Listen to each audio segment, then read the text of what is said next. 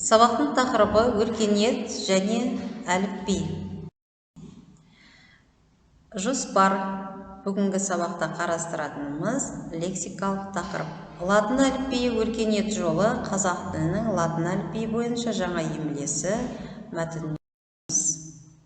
Пайдаланылатын әдебиеттер. Жаңа әліпби негізінде қазақ тілі емлесінің ережелері.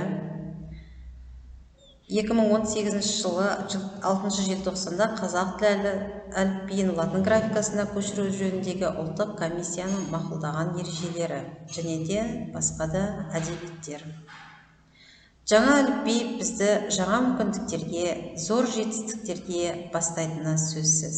Себебі латын әліпбиі ғылым мен техниканың, интернет пен IT технологиялардың тілі екені белгілі. Латын әліпбиі рухани болмысымызды байытып, қоғамдық ой-санамызды жаңғыртады. Бұл әліпби қазақстандықтар үшін ғана емес, төрткүл дүниеге тарыдай шашылып кеткен қандастарымызға да ортақ әліпби болады. Латын әліпбиі түркі әлеммен ықпалдасудың төте жолы. Өз ерекшеліктерімізді сақтай отырып, әліпбиді өзгерту, тіліміздің халықаралық деңгейге шығуына және ғылыми-техникалық прогрестің заманауи жетістіктеріне жол ашады. Әлемдік мәдени тұтастықты нығайтып, коммуникациялық үдерістерге одан әрі интеграциялануға мүмкіндік туғызатыны белгілі. Яғни ақпарат алу мүмкіндіктері кеңейіп, шет тілдерден енген сөздер ұлттық ерекшеліктерімізге қарай икемделіп, көп ұлтты халқымыздың бірлігін бекемдеп, түркі әлемін біріктіруге күш салатынын да айтуымыз керек. Жалпы қазақ жазуының тарихы туралы не білеміз? Миға шабуыл әдісі.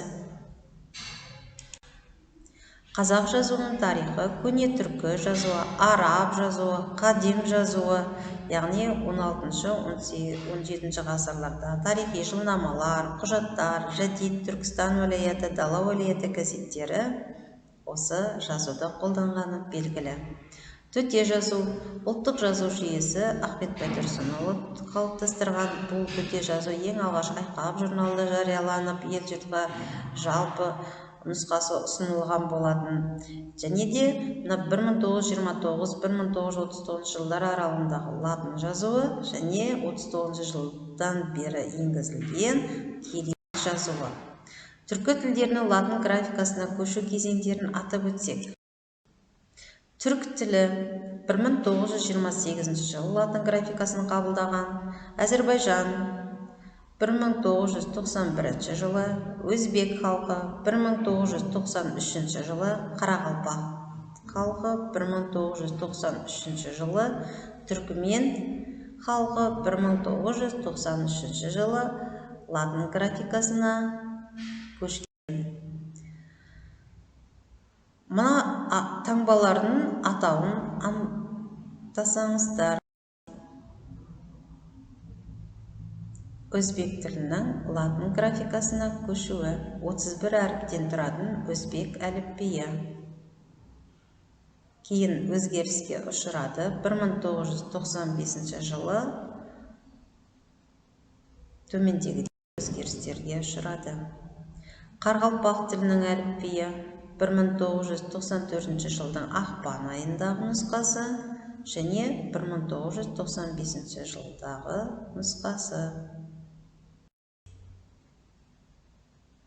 Көріп отырсыздар, жалпы түркі халықтарының латын графикасын қабылдау кезеңдерінде осындай әліпбиінің өзі түрлі өзгеріске ұшырағанын көріп отырмыз.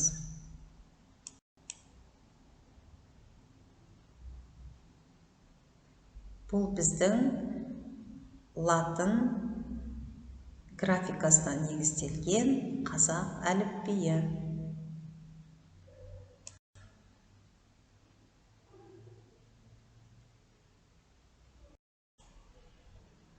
Жалпы әріп дыбыстың графикалық таңбасы екені белгілі. Дыбыс айтылатын әрі естілетін ең кіші дыбыстық бірлік. Кирилл графикасына негізделген қазақ әліпбиінде неше әріп, неше дыбыс бар еді. Бұл біздің қазақ тілі әліпбиін кириллицадан латын графикасына көшіру туралы Қазақстан Республикасы Президентінің 2018 жылдың 9 ақпандағы номер 637 жарлығына сәйкес латын негізді қазақ әліпбиінің бекітілуі.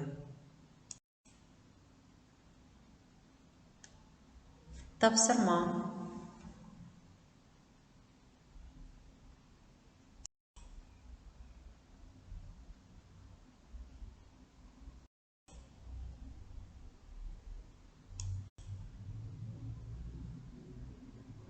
Фонетика.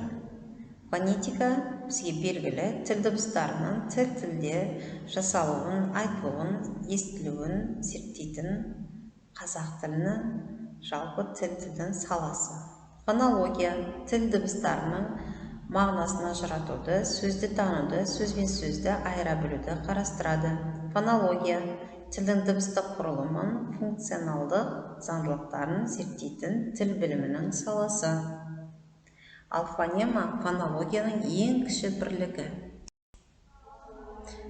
Жазу теориясында басшылыққа алынатын негізгі принциптер бұл фонетикалық принцип, дыбыстық өзгерістері есепке алынып айтылу негізінде жазылатын. Кейбір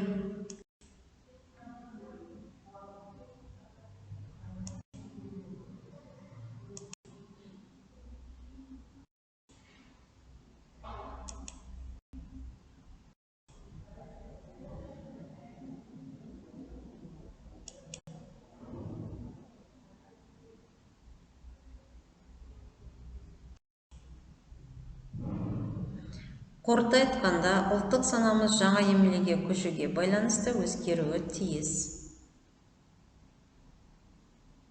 Жаңа әліпбиде екі дыбысқа бір таңбасы беріледі. Дауыссыз дыбыстан кейін келген таңбасының құрамында и бар дейміз. Дауысты дыбыстан кейін келген таңбасына и деп танимыз. Келесі ғылыми термин және жаңа сөздер. Салалық терминдер, ресми, іскери, стиль. Жалпы неологизм деген сөз